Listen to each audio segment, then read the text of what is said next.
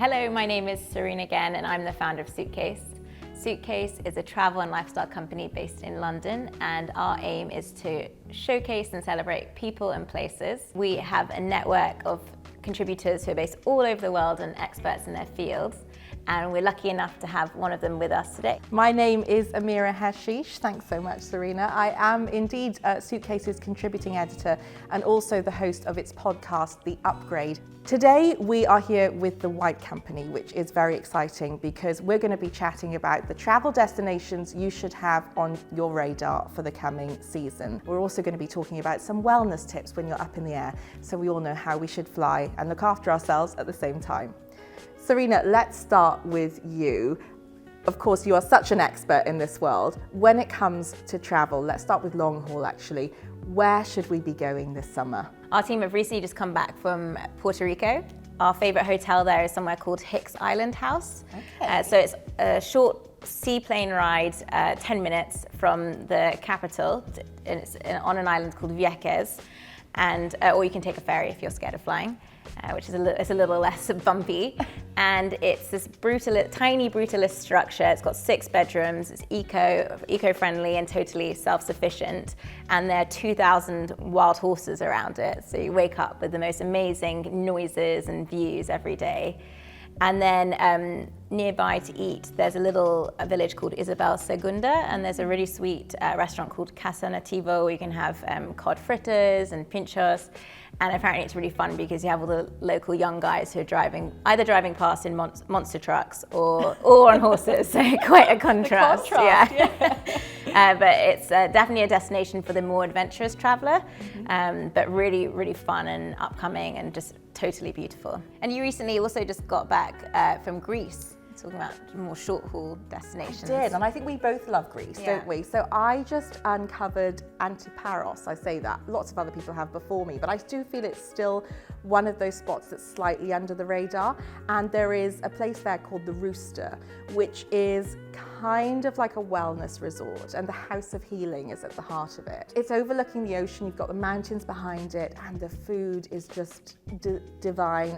And I just love that the lady who owns this property, who's called Athanasia, has worked with lots of local designers to kit it out in this really authentic way. So the craftsmanship is just beyond. But Antiparos itself is just a great place to go. And if you're going to go, you stay at the Rooster. But how about you? Because you've been to some parts of Greece that I've not ventured to yet. Yeah, and there's the island that I really like to visit is one called Syros. So we've just featured it in our new issue, and one of the main reasons is because of this hotel called Hotel Aristide.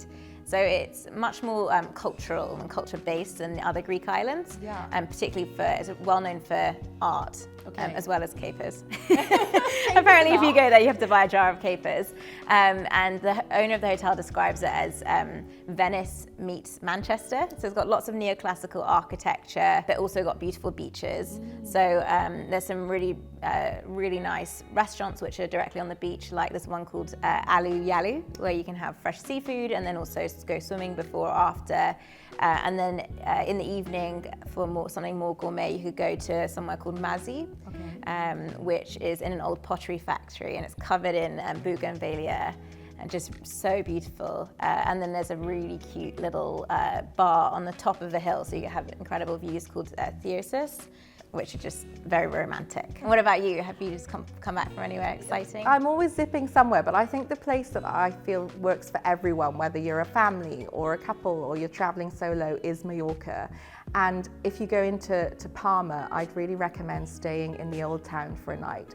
And there's a hotel called Hotel San Francesc Singular. So that's right in the heart of the Old Town. And it's just a great place to base yourself, especially if you're an art lover. So the hotel owners are just obsessed with contemporary art, and they've designed the whole hotel around that. But they've got this rooftop that overlooks all of Palma. So that sounds beautiful. So beautiful, especially for the sunset. And then once you've done your city moment, you make your way along the coast to Dea. And that's where there's another property that I think lots of people are obsessed with called Residencia. It's just one of life's, when you can, go there, put it on your wish list moments, and then have your sort of beautiful spa moment, Then you go along to the lovely little beach bars, and there's one called Cas Petro, which is often popping up on Instagram, but it just does the best fresh seafood, and you can just soak up those day boho vibes and enjoy every moment. See you there. So when it comes to getting on those planes, we're all back in the air all the time now. What are your wellness tips? Have you got any secrets that I should know about? Okay, well, I don't know if they're secrets. I'll share some tips. So first, obviously, you know that you get really dehydrated on the plane. Yes. So you've got to bring your favorite moisturizers and serums. I've got a really nice advanced hydration one here. And then also get very puffy on the plane. So I think this is your favorite Oh my tool. gosh, I'm obsessed with these. I will take this on a mine. plane or anywhere. You just kind of do your thing and depuff, right? Yeah, so the roller is really great for especially under eyes, and then gua sha stone is great for facial sculpting, and you will land looking so much brighter.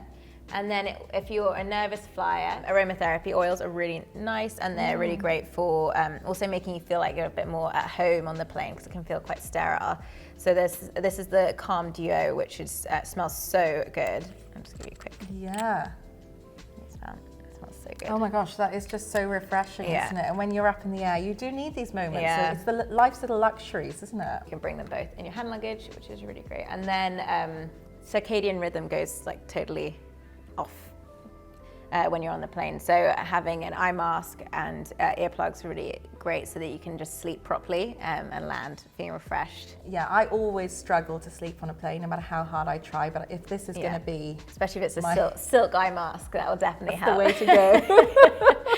Finally, your circulation won't be great on the plane, so it's important to wear something comfortable. The White Company have a really stylish loungewear line, which will make you not only feel good, but also look good. And then to feel really comfy, some cashmere socks definitely would not go amiss, especially in these gorgeous colors. Yeah, these fabrics, yeah. Love this. Okay, we're going to travel in style and feel and look good when we're doing it. I love this, Serena. Thank you. I knew you would be the woman to ask, because I do need, especially with that sleep, some wellness tips that are going to stand me in good stead. Thank you so much to the White Company for having us here today for this episode of the Summer Editions. And for all the tips and products that we mentioned, head to Stories and tap the link to shop.